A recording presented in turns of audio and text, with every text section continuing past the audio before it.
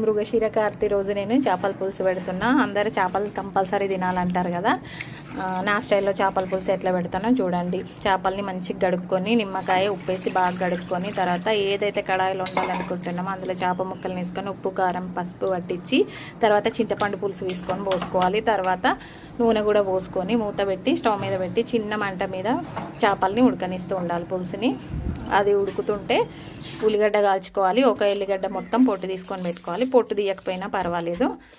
ఇట్లా రోట్లో వేసుకొని ఎల్లిపాయలు ఉల్లిగడ్డ మంచిగా పేస్ట్ చేసుకోవాలి. కచ్చాపెచ్చాగా చేసుకొని మరుగుతున్న పులుసులో వేసుకోవాలి. అది మంచిగా ఉడుకుతుంటే జీలకర్ర మెంతుల పొడి కొంచెం ధనియాల పొడి వేసుకొని ఇంకొంచెం సేపు ఉడకనియాలి. అంతే, చేపల పులుసు అయిపోయినట్టే. చాలా బాగుంటుంది. పాతకాలం వంట, అమ్మమ్మ నాటి స్టైల్లో చాలా బాగుంటుంది. ట్రై చేయండి. యమ్మీ ఇంకా టేస్టీ. నచ్చితే ట్రై చేయండి. Do subscribe to my channel. Thank you.